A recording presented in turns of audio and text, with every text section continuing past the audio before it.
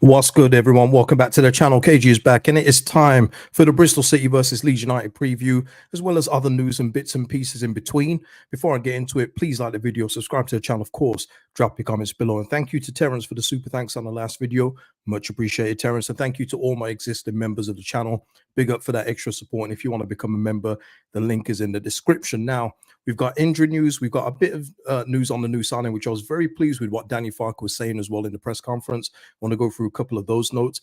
Archie Gray questions, that's come up. And I want to speak about an ex-player of ours. Seeing as we're talking about ex-players, I want to bring up another one as well, in one that I'm very proud of right now. Very, very proud. But first of all, I have to begin with this. Have to. Jose Mourinho with another vintage interview. I mean, at this point, Jose knows what he's doing. He knows what he's doing now in terms of the way that he uses words and everything else like that. He's ready to put that fine money aside for our entertainment. But in the Fenerbahce Man United game yesterday, there was a penalty incident where he felt that Fenerbahce should have had a penalty. And he was asked about it afterwards. He got sent off in the game as well, of course, creating more headlines. But it was just the way he put it, man. Just vintage Jose, man. What was it?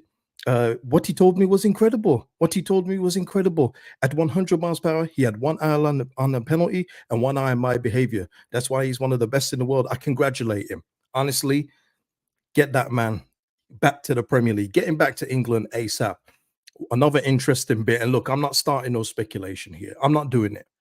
But he did say when he leaves Fenerbahce in a couple of years, that if he used to come back to England, it will be a team without UEFA football because it would just be easier for him. What are we saying? Jose, Ellen Road, it would be a match made in heaven, man. His personality, I mean, he's already hated. Why not come to this football club? Why not? Afternoon to everyone in the building. Yeah, it was, man. He did. I don't even think he did anything that was un-Jose like, but I think he gets more of a rap for it because he's him. Because it's him. I think if it's another manager probably saying the exact same words that he said, then he probably wouldn't even get a yellow card. But because it's Jose, he's got a reputation, send him off. But I just love the guy. Always will. He's one of the greatest managers to ever do it. No matter what anyone says, he's one of the GOATs. And he just brings up the entertainment value every single time, man. Deshaun saying, KG, don't do this to me. Look, I'm just starting a little speculation, you know. He wants a team near the bottom of the Premier League. I mean, we won't be there too long, but, you know, he can take us to the promised land and quit if he wants, you know, as long as he's there. But listen, Mike here saying, good afternoon, KG. Hope not great news on the injury front and hope we don't have any more this weekend. Well, Mike, I mean, you can hope we don't have any more every day, but injuries happen. It's how you deal with them. In terms of you could get an injury in training, but I know what Mike's trying to say here. I'm not trying to downplay his comment, but injuries happen, people.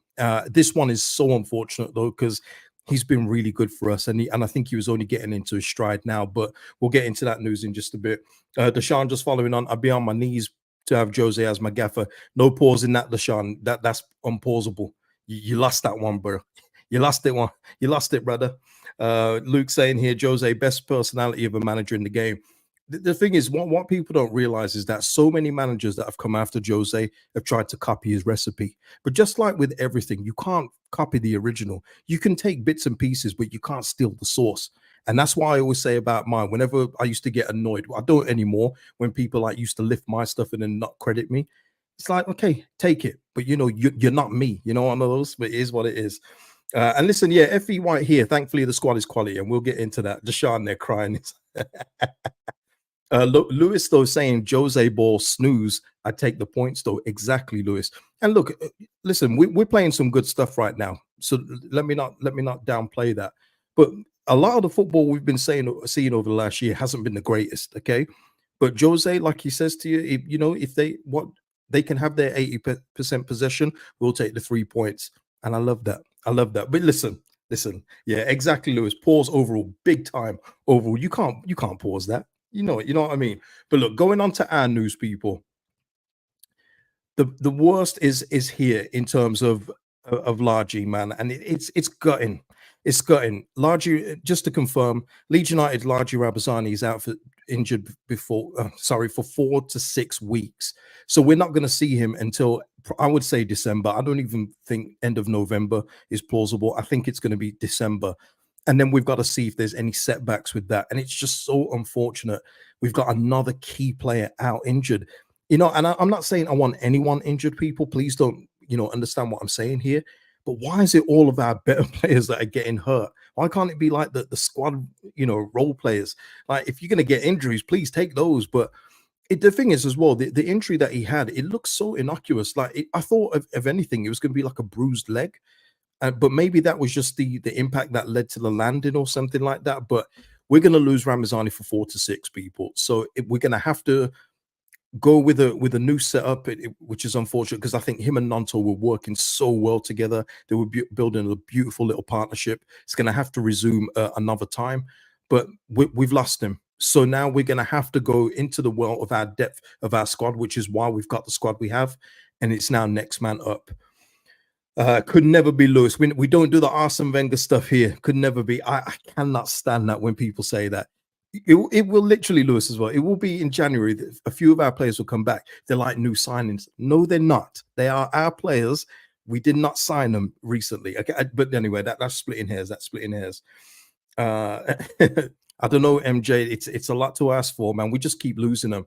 But what Daniel Farker did say is that Dan James is probably ready to start the next game, which is good. And I'll go into my preferred 11 for the game tomorrow and just, a bit later on. But that's good that we've got Dan James back for me. And going on to our other winger, our other option, let me just bring that up as well. Manor Solomon, is basically admitted, I read the article and what he's said is that he's just not match fit yet. And I think that's very obvious with the way he was moving around. Listen, I don't take him getting subbed on or subbed off again as a slight to him. He just wasn't getting into the game. And when he was getting in the game, he wasn't making the right decisions.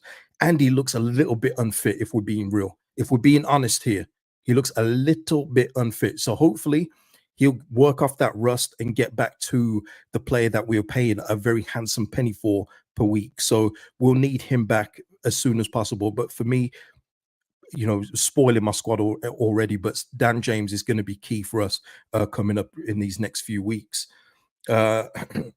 Deshaun saying, I thought it was going to be much worse when I saw the video title. To me, Deshaun, it is worse because I literally thought it was going to be like a bruised thigh. When I did the match reaction, I said I think he fell over on his leg, or he got a knock from the player, then he fell over. I thought it was going to be a bruise, but to see it here that it's ankle ligaments, that is a bit of a worry because we're saying 4 to 6 weeks, but that's the ideal timeline. That's in a perfect world, and hopefully we get that scenario, people. But it could be a little bit longer. Yeah, Willie's going to need a new dance partner now. Yeah, gonna have to cook up some new celebrations. Lewis, don't start on that one. We're gonna speak about a player in a bit. I cannot believe these things happen, man. Only this football club and former players, it will just never go away, will it? It will just never go away. No matter. I don't even want to speak on the one I read on X the other day. I just scrolled past it and went, ugh. You know what? I've said it now. Alioski. Are you kidding me? Are you for real, Ali? But listen, this football club will never let go of former players. You know what? Let me run it too. You know what? Let's get Lee Bowyer back in midfield. Why not? Run it back, people. Run it back. Yeah, Vibes FC. I just don't get it, man. Yes, it was him. It was him. I just don't get it. Honestly, this is why people ask me so many questions about the growth of my child. It's because I don't dwell in the past and romanticize it. That you can get loads of people on board there because people are comfortable talking about things that they've already had, even if they weren't even that good in the first place. But because it's comfortable, because they've already known it, it's like a comfort blanket. But when you're trying to talk about pushing the club forward and making them better, making them great, people get scared of that talk. You know what I mean? But that's a whole different issue. That's a whole different issue. But yeah, so Solomon working on it, but we'll see how he goes. But just going on our team news for this weekend alone, LUFC data has collated it very nicely here. Gruev out long term, Ampadu out long term, Ramazani out. I feel that's long term for me. 4 to 6 weeks for a player of his caliber. Verba, there was a little bit of news on Verba in terms of him, possibly getting back. Maybe not. I don't think he said for the next game. I'm kind of paraphrasing here, but he said he's hoping to get him back into training next week. So that will be a good boost to have for us on the bench because we do need that defensive depth because we are really walking the tightrope with a few players, not just in terms of fitness, but of course yellow cards as well. and of course Junior Firpo, who's missing for this match coming up. Um, let's have a look. Michael, you're saying, KG, the Watford player who injured largely didn't even get a yellow card. Yeah, I mean that happens. So I mean, not every. Let me try and say this: not every tackle that leads to an injury is bookable, if that makes sense. Sometimes it can be a freak accident. Much like when Strauch injured Harvey Elliott, that was never a red card. It wasn't. It was an unfortunate. It was an unfortunate tackle, but it was never a red. But it shouldn't always lead to a card. But I hear what you're saying. I hear what you're saying. But look, yeah, I don't want to hear. I don't want to see that Calvin Phillips. What's going on? What's going on here? Uh, so yeah, and on the new signing, and this is where I want to speak about in terms of Farkas speaking about Josuha Guilavogui.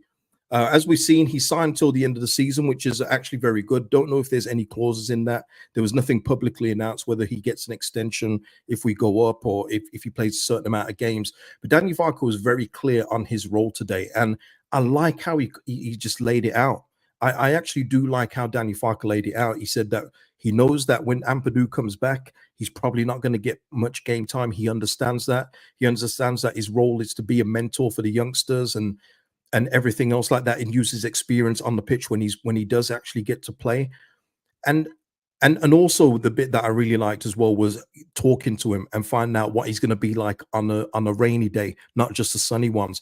This is what I've been calling for in terms of our recruitment. I feel like we've gone off, especially under Victor Orta, off smiles and vibes so much that we've neglected the quality of the player. Or what are they like when the going gets tough? And as we saw with many of them, people, they were wimps. Okay, to be polite on YouTube, they were wimps. So I do like the fact that Farker and the Leeds United recruitment team went so deep on this, asked around, got character references, everything else, and did a real deep dive to see how he'd fit in. And obviously they liked the way he was around the place, which was obvious anyway because we've signed him. And that he's coming in and he knows his role. Absolutely love that. Knows his role like the rock. You know what I'm saying? Yeah, Darren here saying Joshua seems like a good lad, no ego problem, and willing to do whatever to help the club. Yeah, I mean, listen, I will always say this: you need egos in football. You do. You don't win stuff without egos. People, no matter how much you want to love a player and think, oh, they're so nice. No, you need some dogs in there. You need some dogs, and you need some wolves in there. But yeah, it does seem like he understands his role, and even going by his interview, I thought that was really good as well. Spoke so well about his understanding of the football club. Hey, isn't it mad that he didn't cite Forshaw as a midfield influence and it was Olivier Dacour? Mad, isn't it? Mad stuff. But yeah, just funny, just really cool hearing him about Olivier Dacour, knowing him and speak about him and knowing of him at Leeds United and later on in his career. That was really nice to hear. So yeah, he's fully up to speed on Leeds United, knows what it is, and it's a great opportunity for him. There was a couple of real crap questions today in the press conference, and I don't know who this new guy is, but he can't be from Sky or wherever. He must be someone on the local Jono circuit now, because this is the second week he's putting stinkers. He said something like, he asked something like, because Joshua with his different, how is it you're going to mix the cultures to get guys? When you said the question, I kind of was just looking at it, listening like, huh? Is he forgetting that Elan Melier is French? Like, what was this man talking about? This is the problem with journalists in general. Just archaic, nonsensical questions just didn't need to be asked. And Danny Farker basically said, "Well, football's a universal game anyway." I mean, how long has this journalist been in the country? What doesn't he know that there's different nationalities that play with each other? A really weird question. Those kind of questions always make me question that kind of journalist. I'm not going to lie. But yeah, exactly, Darren. Nonsense questions asking this kind of question 2024. Exactly. Crazy stuff. But yeah, Farker, bigged him up, bigged up his character, knows that he can still play as well, which hopefully we'll get to find out when he's needed. But yeah, all good. Absolutely all good on Joshua. And I like the experience he brings at both central midfield and centre back. Like I say, if we can even get a sniff of the Wolfsburg Guilavogui, then we'll be doing well, because he was so good for that team. So good. Obviously, the years have ticked on now. We may not get that kind of version, which is understandable. Okay, which is understandable.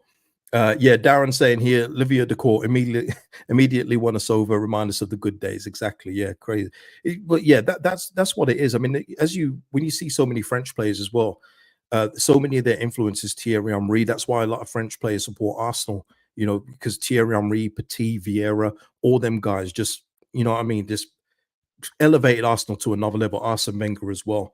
Lewis here saying he'll be fighting for that Rothwell spot. He may do it, as we've seen so far with Rothwell and more so Tanaka. There are places up for grabs. I don't feel, unlike last season where I felt there were some players that were cemented in the team. There's not so many this year, and it's not a bad thing. It just means that there's a better squad variety, and there's more quality all over the squad. So it's basically, for me, whoever's playing the best keeps the shirt, and that's really how it should be, unless they're just like out of this world, unbelievable at this level. Tamwell is no more. You guys are crazy for those ship names, man. Not gonna lie, made me laugh though. I do laugh at them. I think, Gary Hillman, you come up with one the other day. Oh my God. It was a mix of Joel Peru and Mateo Joseph. Gary Hillman, you might get sent to prison for that one. Not going to lie. MGX saying here, at least we've got an easier run of games coming up. We've got a very, very good fixture schedule. Shall I bring that up? I'll bring it up another day. But yeah, we really do. We've got a real nice run of fixtures coming up. And I think this is one of them as well against Bristol City. MJ here saying a fully healthy Leeds doesn't lose a game in this league, in my opinion. Well, look, MJ, even this version of Leeds won't lose a game for me. And I'll get up my team in just a bit. Ranaka, you guys are mocking it now. I can't believe what I'm reading. But look, who else? What are we looking at next?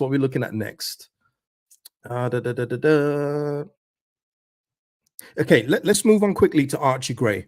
I think it was the same journalist that asked about Archie Gray, but again, I've seen whispers on the X machine talk about Archie Gray possibly coming back on loan. Danny Farker didn't really answer the question. I'll be real with you. He kind of skirted all the way around it, kind of politicianed his way around the question. He didn't say yes, he didn't say no, but what he did say, he's not going to comment on players that aren't here. But all I would say with Archie Gray is my thing isn't about just because he left, don't bring him back. It's more of a case of, if Tottenham want him to go out on loan, I don't see why they would want him to come back to the Championship when he will have Premier League suitors in for him. That we already know Brentford were in for him previously. There'll be other clubs, especially if it's just a loan deal, that would say, we'll take Archie Gray. I could imagine even Everton wanting to try and take Archie Gray on loan. So that's the first thing for me anyway, because if Tottenham have bought a £40 million asset, why would they want him to send back into the Championship? If they were going to do that at the start of the season, buy him, loan him back to Leeds United, but they didn't do that.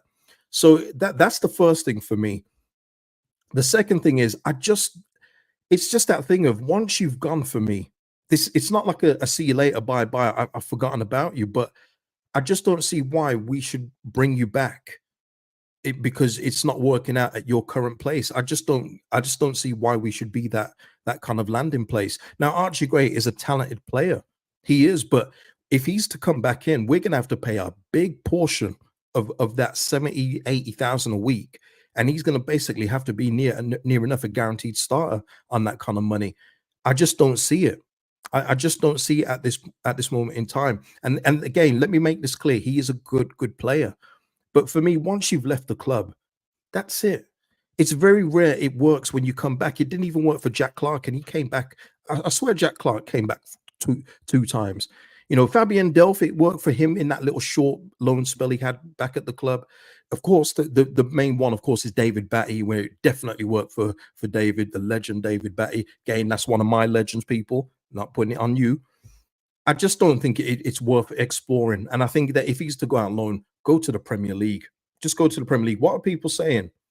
CJ in the house. Hey, KJ, my man. Nice to see you. Catch you live for once. Hope you keep well. I'm good, my man. I'm good. Agreed. No need for that. Yeah. Ryan say, would you loan your ex back if they left? Not judging if you do.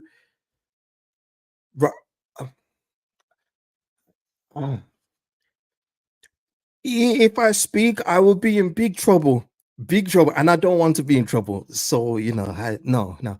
Listen, yeah, loan deal for your ex is crazy. Yeah, Batty, my legend, of course. Michael here saying Levy will do us over in any Archie Gray loan deal. Yeah, I mean, Michael, this is a different scenario though. When Jack Clark went out on loan to Stoke and QPR, that's not directly back to the club that he's just left. And for me, The only scenario where that works, is if we were back in the mire. Let's say we're back 20 years ago and we've had to sell Aaron Lennon, quite simply because if we keep paying him, we're going to go out of business. If we force the player out and then we've got ourselves back on a good financial foot and we get Aaron Lennon back, that's where I can understand it. But when a player has been just so ready to move that he's agreed terms with Brentford to go, and then he's agreed terms with Tottenham to go, I don't see why we should take him back. I don't. So, and that's just where I stand with it, really. Um, yeah, we don't need Archie. I mean, you can always do with a good player, but yeah, we don't need him at this time. We don't. Yeah, and Eon here. No, it's not. It's Owen. My bad, Owen. It's Owen. I always forget that. No to Greyback. Let's move on, please. Same with the Phillips stuff. I don't even entertain the Calvin Phillips stuff. I don't even entertain it. The guy's rocked up at Ipswich Town. That should tell you everything you need to know. But yeah, so yeah, there's the Archie Gray stuff. But what I want to say just before we leave our former players, one that I do need to give praise to, let me flow this thing properly, is Raphinha. Guys, you know me, I don't really talk about it, but because we're speaking about Archie Gray here, I need to speak about Raphinha's hat trick this week. I need to speak about his impact at Barca. And just and the fact the way I can get this in is because when he's mentioned in headlines, it keeps saying ex-Leeds United player, and it blows my mind still. Still got his picture, at the back there, with the signed shirt hanging up, and I'll never let that go. But my lord, the levels that this guy's reached, and they even tried to move him out, and he said, "You didn't respect me, but now you will respect me." They tried to get Nico Williams in, tried to get that Nico Williams, Lamine Yamal partnership back, but he said, "Calma, I'm still here." And he is killing it, man. He's already won the La Liga with Barca, but it seems this season he's taken the mantle on like he did for us, and he's just ripping it up. And I love to see it. Absolutely love to see it. Now, see, this is I'm not putting anyone down to bring him up, but the Raphinha, just what he's doing, just super proud of him, man. And I knew he was going to get there. I said it when he left, said it loads of times when he was leaving. He's going to go to the top, and he's just made himself an indispensable member of that Barcelona team. Whereas now they can't get him out. He's one of the captains for Barca. Love to see it, man. Love to see it. Yeah, Owen here was one of the most amazing hat tricks I've ever seen. His versus Bayern, in doing it in the Champions League, man. That's what we had. That's what we had, and we didn't do enough to build around him. And I guess at the time, Calvin Phillips, we didn't do enough. That's why we lost him. We would have lost him to Barca eventually. Don't get me wrong, but we like sped that on with just poor recruitment. He was looking around. I remember doing match reactions and when he's coming back from Brazil, he's playing with Neymar. He's playing with all these players, and then he comes back here and he's got Tyler Roberts next to him. He's like, "Damn, man, what am I doing here?" Oh man, Darren here saying Raphinha proving himself again. Happy to see he has another level. Yeah, I just love it. I just love to see it, man. So big up to Raf, man, and keep it up, man. Just super proud. And the fact that he was here, still for me, the most talented player we've had since Harry Kewell. And for me, it's not even close. There's no one that touches those two when it comes to natural ball ability, game changing ability. And the fact that this man was here, much like when Kewell was here, that helped keep Leeds United up because of the talent that they possess. Yeah, just big up to Raphinha, man. Big up. Let's have a look. Mally here saying, "I totally agree with you. The way you went, not respectful." I think you mean he was respectful, right? Because I mean, he literally crawled on his knees at the end of that Brentford game. If it wasn't for him, we would never have stayed up that year. It's never on that. Was it MJ here say it was a short time, but a Leeds legend, in my opinion. And that's fine, MJ. Again, if you feel Raphinha is a legend, a Leeds legend to you, that is absolutely fine, because the moments he gave us and what he gave to us in front of crowds, and the way he kept this team up, literally by himself, even had to take long throw-ins for us, but he was that important. Just amazing player. And like I say, it's a coin flip between him and Harry Kewell, but I think there's just, because Harry Kewell was here a little bit longer and just more moments that he had, no matter how much this club tries to whisper and wire them out of history, it's a close one for me. But yeah, just love him, and hopefully we get to see him again at some point in the Champions League. Yeah, you never know. Deshaun saying, "My favorite ever player for Leeds, magic football." He was just magic. And it's crazy how people talk about him now, saying, "Wow, look what Raphinha's doing." It's like, did you not see him when he was at Leeds United? Maybe they didn't actually, but He's been doing this. He's been doing it. But yeah, clutch. Absolutely. Oh, sorry, Mally. Okay, you was on about Archie Gray. Got you. Lewis here saying when him and Haaland come to Leeds in 2034. That's 2 years after, I think, Lewis. I think Haaland's coming to us in 2032. I've got that down. I definitely think Erling Haaland's coming to Leeds at some point in his career. And I don't care if we get the back end of him. Pause. Actually, big pause on that. I don't care if we get the end of his career. Take it. Because he's still going to be scoring goals. Magic player. Absolutely magic. Yeah. Deshaun saying Gary Cahill back to the championship. So many moments, man. So many moments. But listen, the present, people, the present Leeds United want to get back to the Premier League, and we've got to do that by ascending this table. Now, the funny thing for me, people, is I'm not looking at the teams above us and going, "Oh, we need to catch them." I'm very calm about this Leeds United team at this moment in time, and I do feel because of how good that I believe we are. Eventually, the teams above, especially more Sunderland, I think Burnley are going to be fine.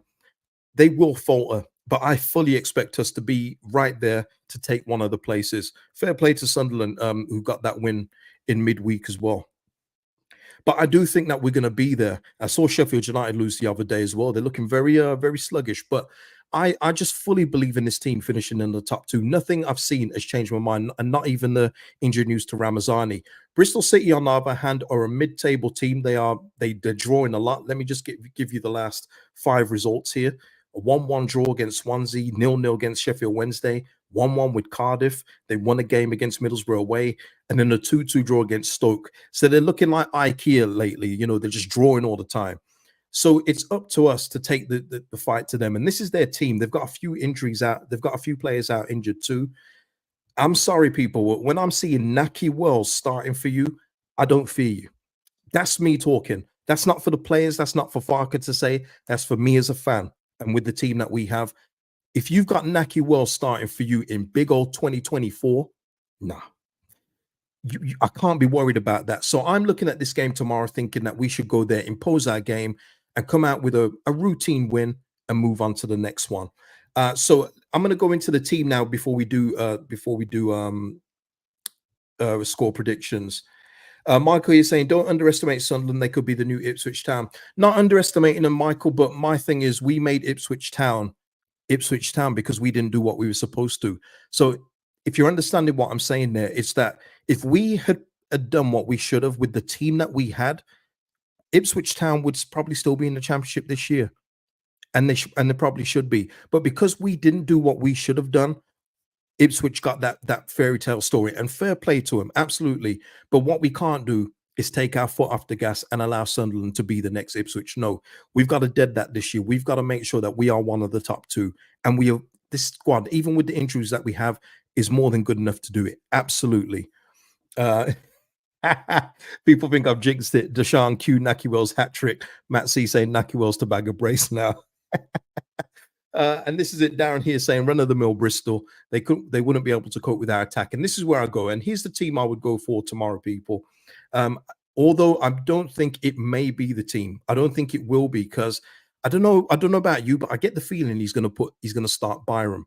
But look, I would go with Schmidt to take third post spot tomorrow, just to keep that attacking impetus there. Give us that outlet on the left. Give Nonto an offensive outlet to go with him on that side.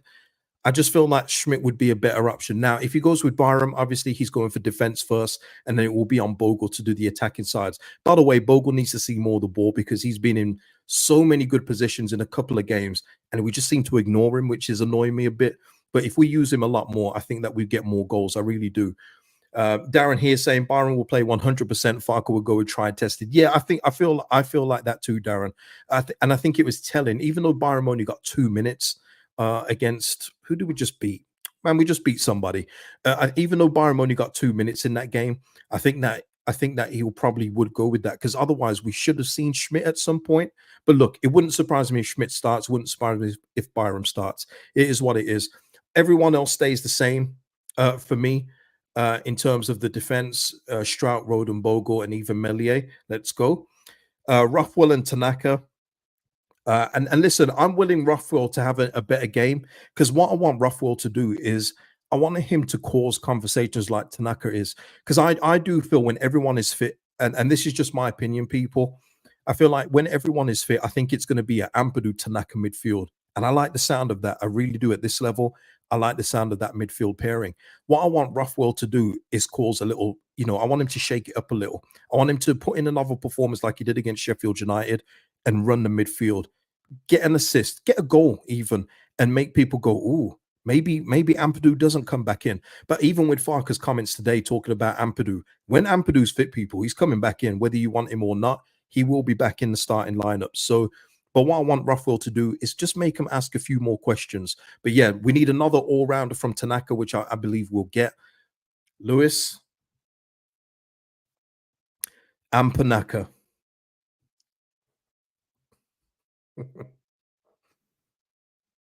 I will have you sent to jail.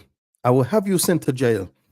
Allison here saying Byram is his love child. He will start. They actually did joke about that in one of the videos. They said that Byram was Farke's son, which I thought was pretty funny. But yeah, you might get timed out for that one, Lewis. That was pretty bad. That was pretty bad. I might time you out for that one. I'll let you off at the moment. All right. Here we go to the attack. Now, I don't know if anyone would disagree with this. Please put it in. Oh, okay, here we go. There's one disagreement there. Scott saying, I would start Joseph, James, and Schmidt just so you just know Farke will start Peru, Solomon, and Byram. Yeah, I don't think Solomon is ready to start yet, in all honesty. I think he needs another sub appearance just to get his fitness back up because it's clearly not there. And even he said that himself. But I would go with this, people. I would go with Nanto back out on the left, Aronson attacking midfield, James on the right wing. And I would stick with Joel Peru up front for this one because I don't think that just because he didn't score in the last game or didn't really particularly play very well, I don't think we should just take him out straight away. I don't think that's a good thing to do to a striker, but I wouldn't be against Joseph starting. You know me, I love Joseph. If he's to start, cool. Maybe we need a little bit more pressing from the front away from home. So maybe you will go with Joseph. But yeah, I mean, the thing is as well with Aronson, James, Nanto, they can all interchange. And we will see James probably cutting inside off the left at some point, Nanto moving out to the right or centrally. It's very fluid with our attacking front three. But I think this front four gets the job done against Bristol City, people. Really do. Andy saying bench Peru. Michael saying here Peru not starting him after the last game showing. Lewis saying here need Joseph to make those defenders tired for Peru to work on them. Okay, so a lot of you would have Joseph start, and I'm not mad at it, people. But that's what I'm saying, people. These are nice problems to have. These are beautiful problems to have.